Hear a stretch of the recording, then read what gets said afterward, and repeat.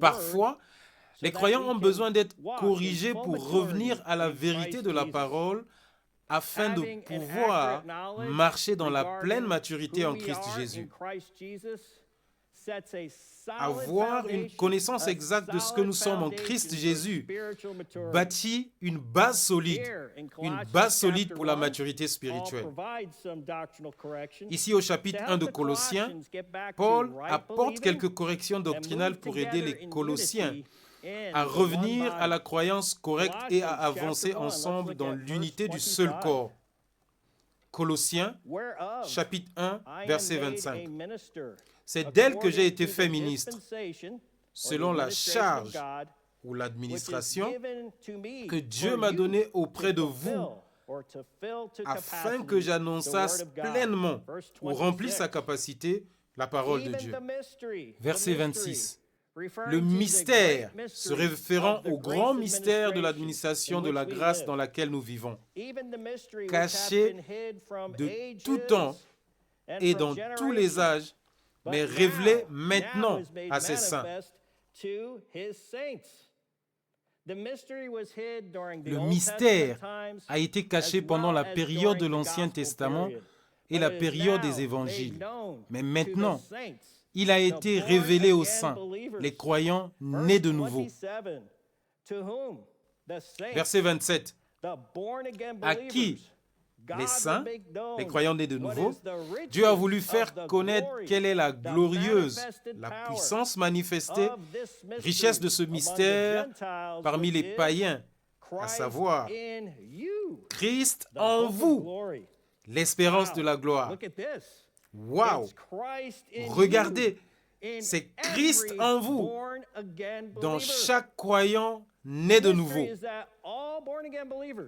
Le mystère est que tous les croyants nés de nouveau, d'origine judéenne ou païenne, font partie du même corps et que Christ est en chacun d'eux.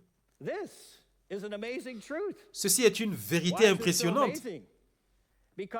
Pourquoi est-ce si impressionnant?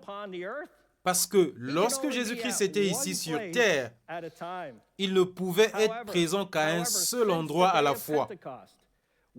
Mais depuis le jour de la Pentecôte, lorsque le don du Saint-Esprit a été rendu disponible, le don également appelé Christ en vous, Christ est maintenant présent partout où il y a un croyant né de nouveau. Cela signifie que tout croyant né de nouveau peut faire les œuvres de Jésus-Christ et de plus grandes.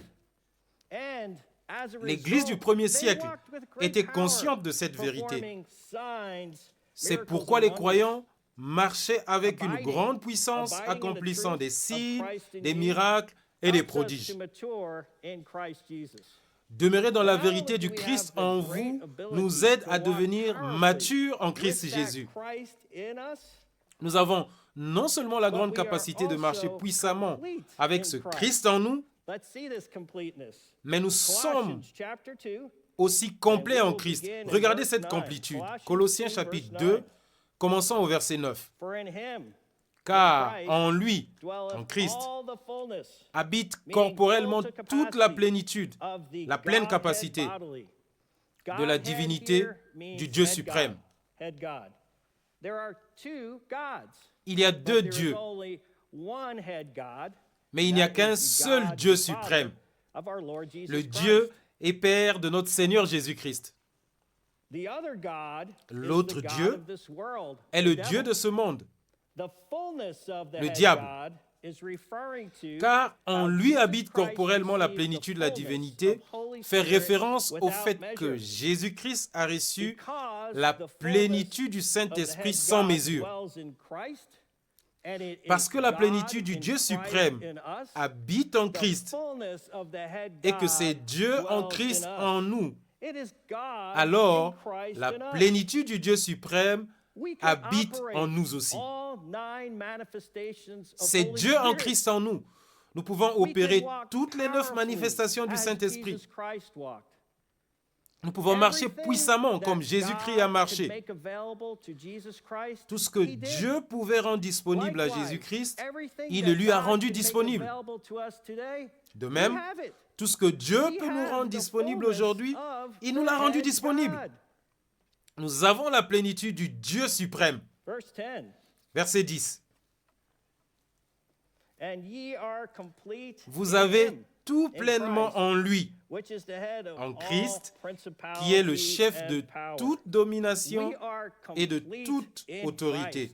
Nous sommes complets en Christ. Que de bonnes nouvelles! C'est le Christ en nous.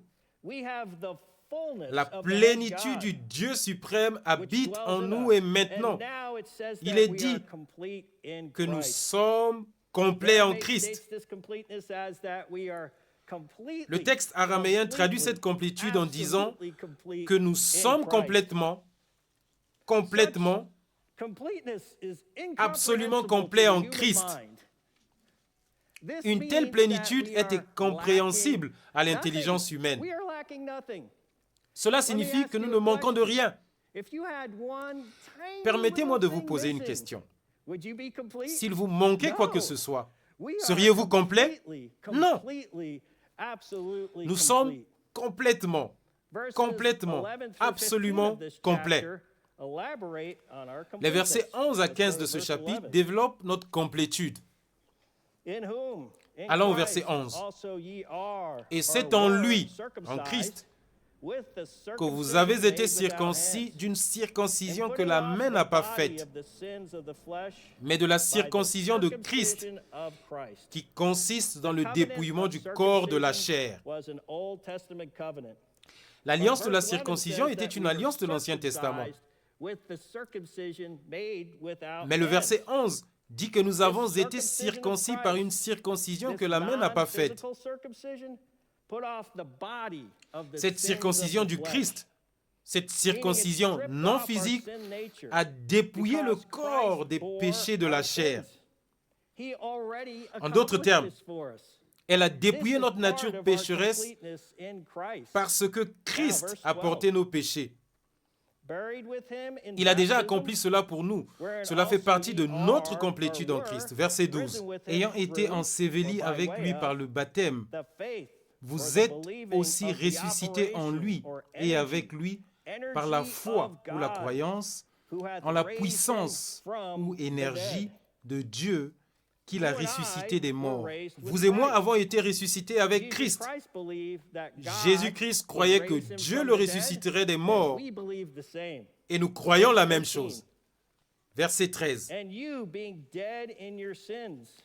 Vous qui étiez morts par vos offenses et par l'incirconcision de votre chair, Dieu, vous a rendu à la vie avec lui, ensemble avec Christ, en nous faisant grâce pour toutes nos offenses.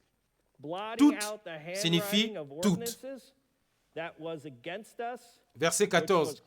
Il a effacé l'acte dont les ordonnances nous condamnaient et qui subsistait contre nous, et il l'a détruit en le clouant à la croix. L'acte dont les ordonnances nous condamnaient fait référence à notre dette du péché. Jésus-Christ a payé intégralement notre dette du péché. Et Dieu est allé plus loin en effaçant nos péchés. Cela signifie que Dieu a complètement effacé nos péchés parce que Jésus-Christ en a payé le prix sur la croix. Verset 15. Il a dépouillé les dominations et les autorités et les a livrées publiquement au spectacle, en triomphant d'elles par la croix. Jésus-Christ a triomphé des dominations et des autorités orchestrées par le Dieu de ce siècle. Cela signifie qu'il les a traînés comme des prisonniers dans une procession triomphale. Regardez tout ce que Dieu a fait pour nous en Christ Jésus. C'est Christ en nous. Nous avons tout ce que Dieu peut nous rendre disponible aujourd'hui. Nous sommes complètement, absolument complets. Jésus-Christ a porté nos péchés.